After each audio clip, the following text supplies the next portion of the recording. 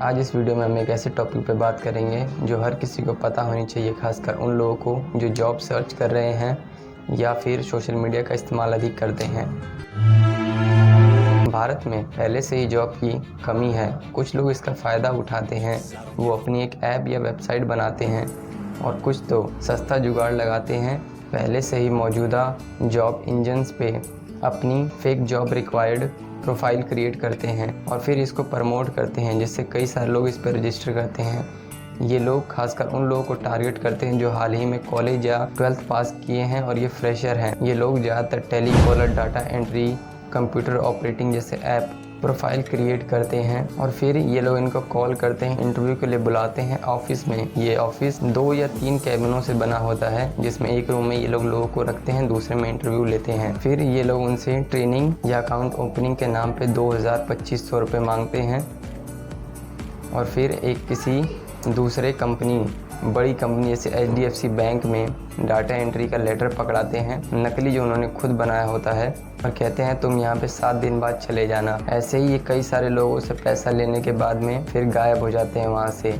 और ये ऑफिस भी उन लोगों ने 5 से 6 हज़ार रुपये में लिया होता है और लाखों का स्कैम करके लोगों का पैसा लेके गायब हो जाते हैं। अब इससे बचने के लिए हम क्या कर सकते हैं? हमें तो पहले ये जानना होगा कि कौन सी कंपनी सही होती है, कौन सी नहीं। अगर आप किसी भी कंपनी में जॉब इंटरव्यू के लिए जा रहे हैं तो उस ऑफिस में कई सारे लोग पहले से ही काम कर रहे होंगे, पर इस ऑफिस में सिर्फ इंटरव्यू ही होता है। 2 या 3 कैबिन होते हैं।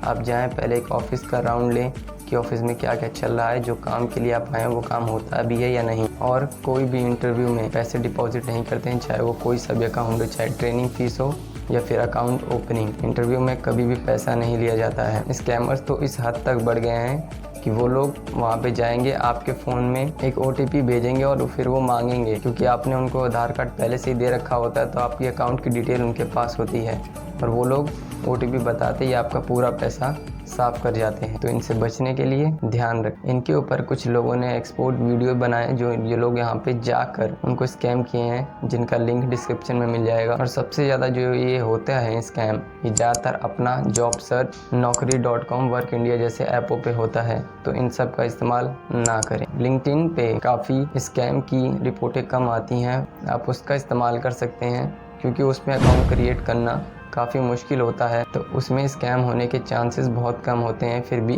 आपको ध्यान देना होगा। हाल ही में गुड़गांव में शार्क टैंक के फेमस होने की वजह से कई सारे लोग जो स्टार्टअप करते हैं या अपने बिजनेस में इन्वेस्टमेंट लाना चाहते हैं, उन लोगों को स्कैम के ज़रिए फ्रॉड किया गया। उनसे पहले तो ये बताया गया कि यहाँ पर गुड़गांव के अंदर एक ऑर्गेनाइज शो होने वाला है शार्क टैंक की तरह, जिसमें कई सारे अमीर बड़े बड़े लोग आएंगे, जैसे एलॉन मस्क के CEO, गूगल के CEO, नीतीश गडकरी जी जो भारत के सड़क विभाग के मंत्री हैं, और भी कई सारे बड़े बड़े लोग। और उनसे रजिस्ट्रेशन फ़ीस के नाम पे 8,000 रुपये ले लिया गया था और इसका प्रमोशन कई सारे सोशल मीडिया इन्फ्लुएंसर जैसे कि ये और ये ने किया था। अब इन लोगों से जांच हो रही कि आपने इसको प्रमोट क्यों किया। सरकार को इन इन्फ्लुएंसर पे ध्यान देना होगा कि ये किस चीज़ को प्रमोट कर रहे हैं, और उन लोगों का पैसा तो उनको मिल जाएगा। पुलिस वहाँ आई, उसकी जांच हुई है, इस पे केस चल रहा है। सोशल मीडिया के ज़माने पे आपको हर जगह पैसा देने से पहले 10 बार सोचना होगा, जहाँ 1 रुपये की भी लेन देन से पहले ध्यान दीजिए। वेबसाइट है जिसका मैं नाम तो नहीं जानता, उसने अमेज़ॉन या फ्लिपकार्ट के कुछ प्रोडक्ट को अपनी वेबसाइट पे पेस्ट किया, उन सब के लिंक को।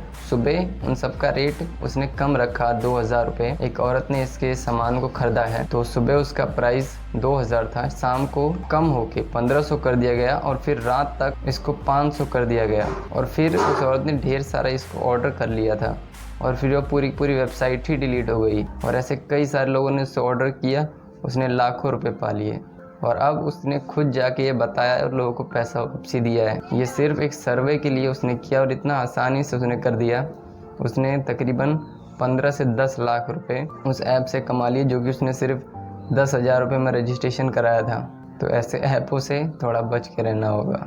इसने सिर्फ सर्वे के नाम पे इतना कर लिया, अगर वो पैसे वापसी नहीं देता तो कितने पैसे कमा ले। सोचना तो ये है कि लोगों को मूर्ख बनाना कितना आसान हो गया है। कहीं बाबा आ जाते हैं तो कहीं स्कैमर आ जाते हैं।